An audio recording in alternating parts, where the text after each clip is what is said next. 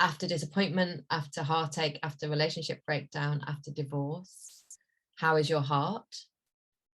So how is your heart? How much time have you spent with your heart? How can you cushion it and soothe it and really give yourself lots of love and compassion? Have you forgiven yourself? How is your inner child? So what is she feeling? Is she feeling abandoned, rejected, like she's got it wrong, like she's stupid, like she can't date? Like, what is she saying? And what does she need to hear from you, her loving parent, her adult? And that's, those of you who understand the sort of inner child, loving parent, critical parent work, when you go dating or look at relationships, it's about checking whether who's leading the show, who's in the driving seat. Is it your wounded child, hungry for love and connection, terrified of abandonment and rejection, so terrified that she'll override her instinct, so hungry that she'll override her instinct? Is she in the driving seat, or is your loving parent in the driving seat?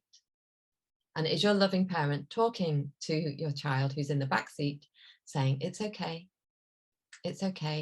I've got this, and I am here for you, and I hear that you're lonely, and I hear that you're hurting, but I am here to support you.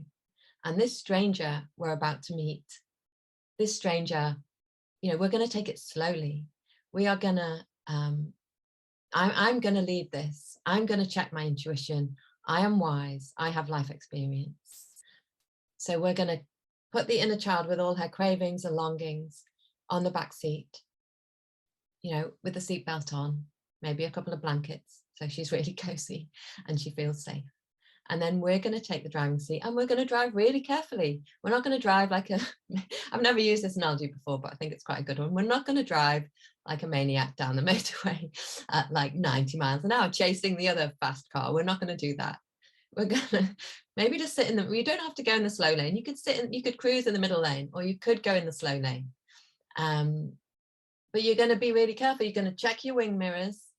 You're going to check that your car is all well maintained. I'm going to use this. I'm going to use this analogy. It's really good, I think.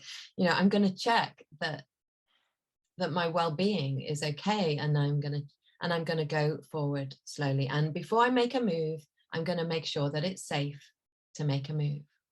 And of course, you have to strike the balance between the other extreme, which is I have these walls, nobody comes near me, I've been hurt before, or I don't know how to love, and I've got these walls and nobody's going to come near me. And that would basically be sitting on the hard shoulder. You don't want to do that either. You want to keep moving, but with caution.